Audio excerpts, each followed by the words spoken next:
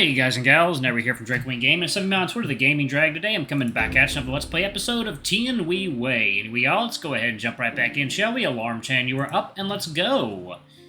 After the resolution of the case, the court reported to the masses the motive behind the massacre were bandits kidnapping the woman and assaulting the village.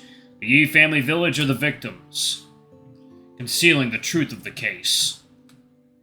A sad story, this one. Once living a normal life, her village was assaulted by bandits one day. She lost all of her family members, with her beauty catching the eyes of the bandits' leader, and survived on that ridiculous reason alone, becoming the wife of the camp. Was she able to escape after the arrest of the leader? After finding out all these, we used some methods and allowed her to find a quiet place to settle and live in seclusion, in order for her to live in peace. However, to the news report regarding this case, she was discovered by the others despite living under complete seclusion. She was crowned the source of the Yi Village tragedy by those people. Huh? What does she have to do with this? She herself is one of the victims here. The real villains here are the bandits. I've heard hearsays about rioters raiding her home and destroying her possessions while she's away, and even called her a devil woman.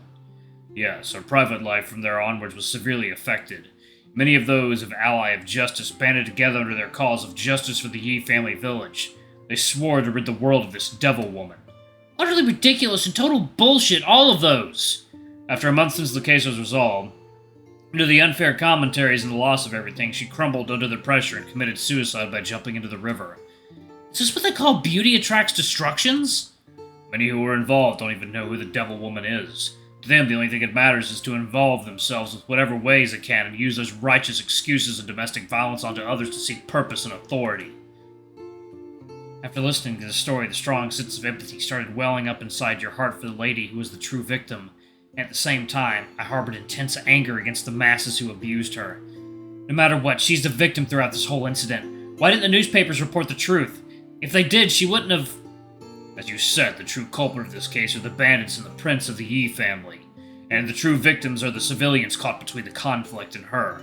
After viewing the case as a whole, a normal person would come up with such a conclusion. But to them publishers, there are no so-called victims. The dead holds no topic, value, or manipulation, while the living can only work as follow-ups for the stories, serving as means to garner interest in the news. In short, they only care about the sales of their newspaper. Mosea. We'll stop with this topic here. Put it back in. I finally understood the hatred Shenhu harbored against the corruption within the royal court and the bureaucracy. In my mind, I can only blame myself for being so small and powerless. Those rioters were all arrested soon after. Even though it's not all of them, at least some of those people got the punishment they deserved. That's great. Aiming for something like becoming someone like the Seven Sages, of course. It isn't an easy goal to reach to. So you know, tea time.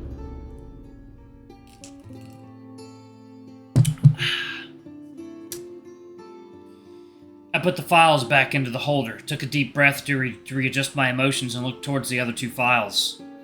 Now, which one next? To the yellow folder. Leahoo Village, assignee, by you, Krolno. This case, I remember the original reason for this commission was about finding helpers to search for their missing children. Only to find out afterwards that this case isn't that simple. Even now I have a deep impression of it. Missing children? Could it be child trafficking? We thought of the same at first. This case might be caused by those with ill intention. Only for our investigations to reject our initial assumptions. This report of yours, I've had a look before. This case was related to a demon beast attack, wasn't it? Eh? Allow me to briefly explain what happened.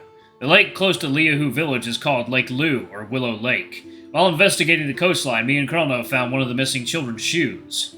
You're not trying to say that due to the hot weather, the children tried to swim in the lake to cool off but drowned instead, right? At first, I was thinking of using this evidence as the reason to close the case, but Chrono felt there might be other factors in play, and was determined to continue the investigation for an extra few days. Just like he predicted, soon after that, the new victims appeared. The culprit sure has some guts. Continue reading the report, and you will know why. He pointed at the files in my hand, and I continued to flip the pages and browse through the info, as Bayou continued to explain the case. The second deceased victim is an adult male of above 30 years old. While a body couldn't be found, someone did find his broken arm next to the coast of Willow Lake. And upon the severed limb, Colonel found some teeth marks, which were signs of biting and tearing. Severed limb? Bite marks? Now do you understand?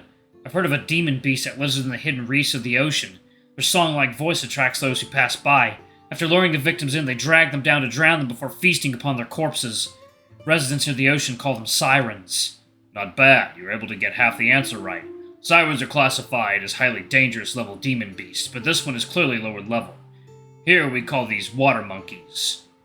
They're small-sized demon beasts without high levels of aggression. They're mostly carrion feeders, but their skin pores secrete a hallucinogenic gas. Those who breathe the gas in would be assaulted by illusions and be attracted towards the beast.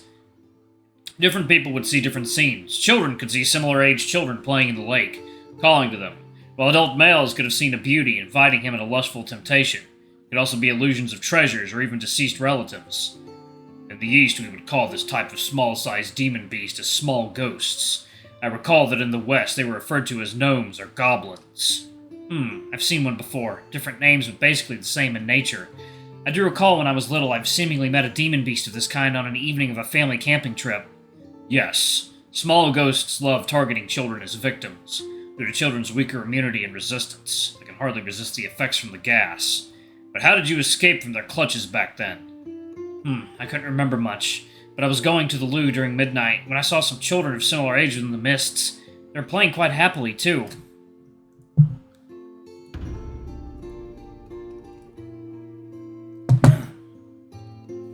Those were likely fog demons or gnomes. A fog demon can secrete thick mists that cause illusions, while gnomes can pretend to be children to lure you in.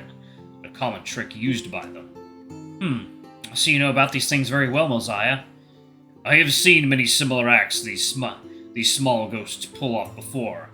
When I was deeply involved in the army, I simply got used to those. And then, Tex? After that, I don't know why, but my body refused to listen, simply following the figures in the mist and headed to the depths of the forest. After a while, I felt something was wrong, and when I tried to turn back, I found myself unable to get out of the mist. Fog demons' mist secretion contain a special kind of venom, one that causes the victims to lose their sense of direction and become lost in the mist. Yes, that's exactly how I felt back then. After wandering around some more, I felt like I don't have any strength left, and then I collapsed on the ground. I was unsure of the things that happened afterwards due to being unconscious. When I woke up, I saw my mother crying over my face while hugging and caressing me. I soon knew that my family managed to rescue me from this disaster, though this also meant the cancellation of the camping trip. Looks like the one you encountered wasn't a strong one at all.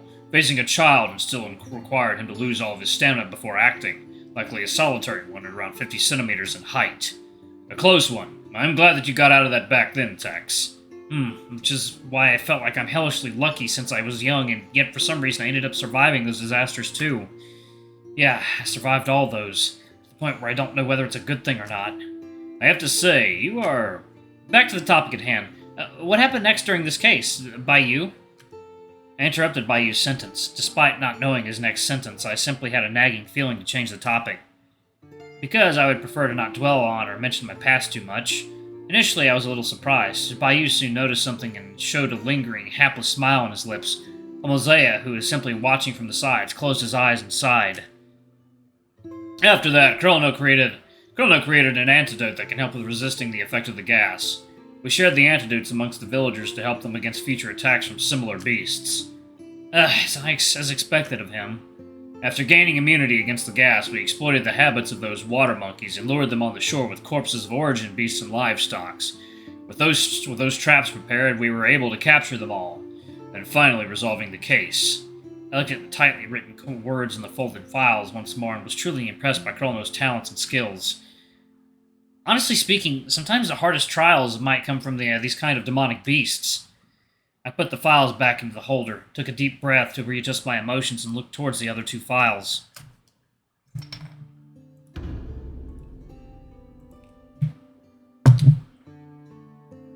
Now, which one next?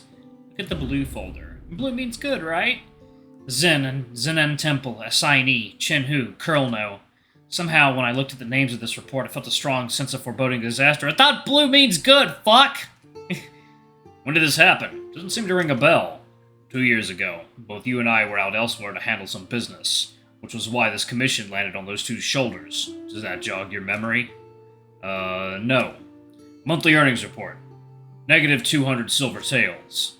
Now I remember! Slamming both of his hands on the table as if remembering something terrible, Bayou slumped back onto the chair, frowning and with his hand rubbing his forehead, an expression of dejection and resignation is visibly etched on his face. Forget about earning money. We had to throw in our own savings to rebuild that temple after that commission. Ugh! Why did you guys lose money there? Was it a failed commission? Remember the scamming rat merchant you met at Zizhou? Back then, there was someone like you who met a so-called master in Zenen Temple and was scammed a couple hundreds of silvers off his pockets. How much? After finding out the fraud, the victim was furious, and to reclaim the scammed wealth, he hired assassins and mercenaries, and sent out threat letters to the temple, swearing to exterminate everyone in the temple should they fail to pay it back within 3 days. When I think about it, I was rather fortunate by not going through that level of loss. I wonder Bayou was unsurprised of that. There were more extreme cases out there. The delegation members of Zenen Temple are a bunch of spineless wimps, so naturally they didn't seek the ministry for help and instead requested us protect the temple. But who knew Chenhu and Curl know? They were assigned to go and protect the temple, only for them to go full ballistic during the mission and ended up almost blowing up the temple sky high. That's serious? Seriously, that fits Chenhu's personality too well, and thinking about Curl's attitude and personality, both of them together could seriously do it. Huh. Ugh. Let's stop diving into this case, then. Looking at their expression, this must have been quite a serious and troublesome matter.